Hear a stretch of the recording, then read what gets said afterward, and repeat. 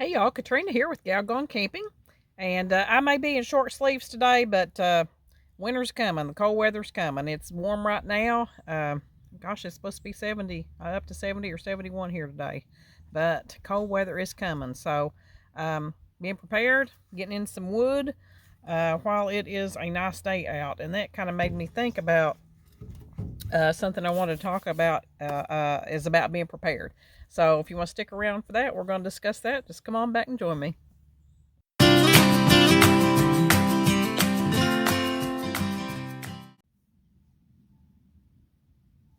Hey guys, welcome back. So talking about being prepared, first thing I want to say is just how horrible the tornado that struck the western part of Kentucky, in particular Mayfield, that suffered the biggest damage, the most loss of life, and it's just, I still can't get over it. Um, I still can't get over it. I hate it so bad. I have thought about them and just prayed for them, and it's just horrible, the tragedy that they have suffered. And um, when it comes to these tornadoes, short of having a storm shelter that you can get to quickly, I don't know what else a person can do, really. I mean, that's one of the things that I think is the hardest to prepare for. Um, it's just it's hard. Those storms, those wind storms, um, are very difficult. Very difficult to um, survive sometimes, I think. Um, and this just shows how devastating it truly can be. And, a few years back we had, of course, it's flat. You know how flat it is in the western part of Kentucky and out in that area, uh, and in the Tornado Alley region of the United States. Um, but, a few years ago we suffered one here in the eastern part of Kentucky in the mountains over in Morgan County in West Liberty. Tremendous damage over there. Took them a long time to recover. Um, it's just a bad thing. But, talking about being prepared for any emergency where you're going to have power outages and maybe a shortage of water, and there are things that we can do to try to be as prepared as possible. You can't prepare for everything, and depending on the circumstances, how quick it is, the situation, where you're at, it's just, but you can do a lot. All you can do is as much as you can as possible to be prepared for something like that. So I know last year during the ice storm, if you guys have watched I did a 2-part video on that ice storm. I was without power 5 days here, but there was people who were without it for, gosh, about 3 weeks. And so I talk about, what I did there. So it's some off-grid living techniques, and you can go back to that video and see that. And then the very next month, I was in a flood here I was trapped for 3 days. But the power, I think, was off only a day or two that time. But anyway, some things you can do. Of course, you need to have some kind of a power station. Some kind of generator or some kind of big power battery bank or something that you can, plug into, have some communication, something to plug a cell phone into, a computer or whatever, and lights. You can have solar lights. I love solar lights. Of course, always have plenty of batteries on hand. Fix you a survival kit. Have a designated place in your house, and maybe have a big tote with all these items in it.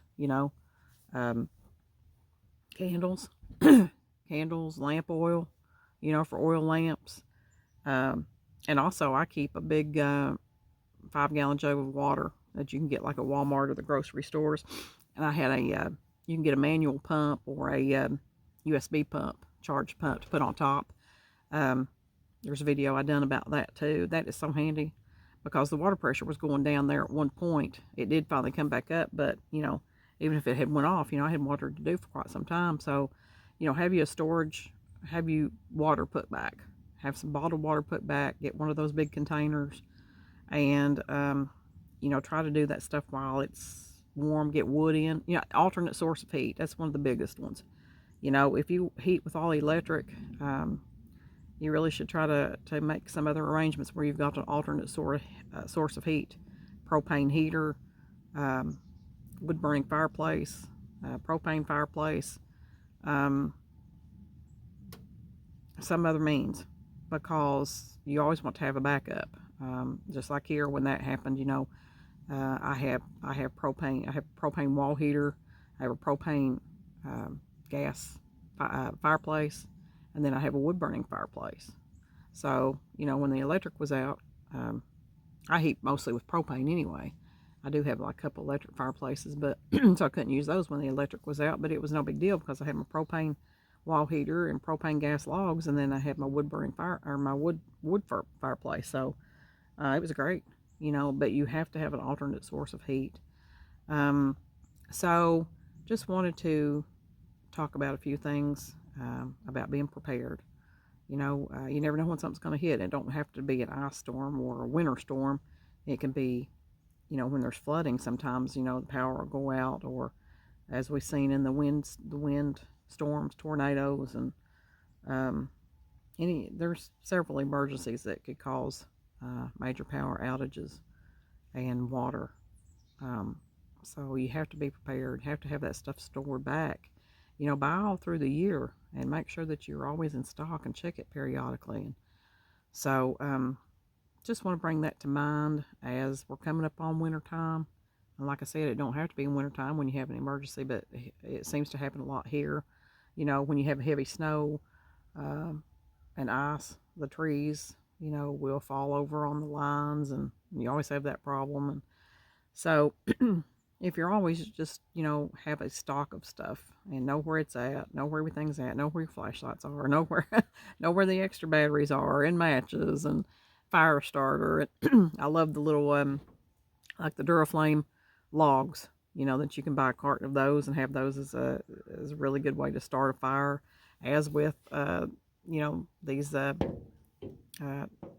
different fire starters. I just mentioned one on my Y'all Gone Camping Facebook page. It was a local a guy who has they've started a group called Backwoods Basics Survival, and I love that. So hop on over there at Facebook at Backwoods Basics Survival, and then you can join that group and see some of the things that they've created, some of the things that they've done. And I always like to promote other people, other groups, other Facebook pages, other businesses and small businesses, micro businesses. Need to support each other, and be sure to have a way that you can get out too. It's another thing, being trapped, or have some arrangements made to where you can get out and stay in communication. Something else I'm wanting to get pretty soon is a personal locator device, like the Spot. I don't know if you guys have seen those, but that pretty much is can track you it can track you anywhere. So I also did a video. It is the what's it called? I bought it from HSN, I think, several years ago, but I've done a video on that, and it's the 911 help necklace. That's what it is. 911 help necklace, where you can wear it. It's on a cord you can wear around your neck, or it has a belt loop. You can put it on your belt or your backpack. And what sold me on that is that there is no service. There is no monthly service fee for that. Like, some of these things that you've seen advertised, where they advertise them for elderly people, like if you fall or whatever. And it's the same concept, but on all those that I had seen before, there is a monthly service fee to activate that. So it puts you in contact when you click the button, push the button, it puts you in contact with the police or fire and rescue, and so they can get to you. But this one does not. So that is available at I think it's HSN or QVC, and I've done a little video on that because I had an accident of all the years that I've been out in the woods all my life. Never had an accident till 2014, and it was Christmas time, actually about this time right here. It was the week of Christmas, I guess, because my kids were in, and it was unseasonably warm, just like it is today. And we took advantage of the pretty weather and went on a hike. There's a cave, that I wanted my grandson to see.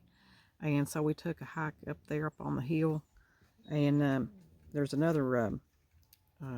there was another little cave, like it's actually an old coal bank, and I was fixing to take a picture of that. I turned around, took a step back to take that picture, frame up that picture, and I don't know what happened, but my foot was not on solid ground, or I don't know. I mean, I really thought I was on solid ground. I still don't know what happened to this day, but I took that step back and I fell backwards. I fell about 30 feet, and I landed like this close to a pretty big rock, they said. And it was the type of fall, like, normally you fall and it's quick and it's like you get up and you're like, oh, did anybody see that? Whatever. I actually had time. I was falling so much, rolling, that I was thinking in my mind that, man, this is taking a long time for me to stop. That's what I was thinking. And I thought, well, if you have that much time to think that thought, that's a pretty big fall. And I landed right on my face, and I was black and blue all over. Very, very, very painful. And I ended up, it all went away eventually, except for like down in here in this chin area. And I ended up going to the doctor. He sent me to an ear, nose, and throat specialist, and because it wouldn't heal. And he said that there's 3 major nerves on your face, like here, here, and here. And he said you hit directly on that in your chin area. And that's why it just took forever to heal. It finally did, but there's still a place there. And it's not a dimple. I mean, I do have a dimple there, but this was not a dimple. It's from that fall. So ever since then, I'm telling you that I am much more cautious. I mean, I always was cautious. I always kept an eye out and everything, but I'm telling you, this really made a change in me. I really look before I step. We get excited when we're out to hiking, or trying to get that picture, or looking to get to the next site, and you're just excited, and sometimes you just forget about where you're stepping. So another thing to be cautious about when you're out in the woods. So be prepared anywhere, whether you're at home, being prepared for a disaster, a natural disaster of some sort, so that you have all the items that you need to survive for several days, and stock up on food too. It's good to keep canned food back, and things like that, things that you can make a meal out of. Have a way to cook. I cooked all week on that butane stove, that Coleman butane stove, and during that ice storm, it was fantastic. Ain't great. But it was awesome. So, whether you're at home or you are out in the woods, camping or hiking or whatever, especially hiking, we've all heard horror stories where people have gotten lost or something's happened, they fell, and nobody knows where they are. It's another thing. Be sure you let somebody know where you are. I talk about that in that video about that 911 necklace too. About, had I been by myself that day, and if I had hit that rock, I mean, who knows what would have happened? I mean, I don't know, but you can get yourself in some really dangerous predicaments, and in the blink of an eye. So be sure to be prepared for things that could happen out on the trail too, and let somebody know where you're going if you are going by yourself. So I guess that's about it, you guys. I just wanted to, as I was getting that wood in today, I just wanted, it made me talk about being prepared. I've been wanting to do a video about that before, but we go over to the Galgon Camping website. I'm going to do a blog on this too, and kind of list things item by item, and probably some things that I forgot to talk about here, but just wanted you to be aware and remember, to get some things together, and that way you'll have it all the time, and you won't be rushing. I know when the ice storm hit, people were lined up. Man, you couldn't find generators, you couldn't find even gas. Everything was, there was lines to everything. Everything was shut down. So it was a very bad time. So if you have all that stuff, have some stuff on hand like that, you won't have to be in that mess. So anyway, you guys stay safe. Winter's coming, I'm dreading it, but you know, I am enjoying today. Today it's 70, but again, unseasonable temperatures here, and that's the kind of conditions that causes tornadoes like we saw just happen here last week. So always watch the weather. You know, have a way to stay in contact with the weather too in your area, and you know, when you see stuff that's not normal, like these unseasonable temperatures in December and January, and when the wind picks up, you know, just be watching, be ready, and be prepared. All right, you guys, talk to you later and see you down the road. Don't wait to live.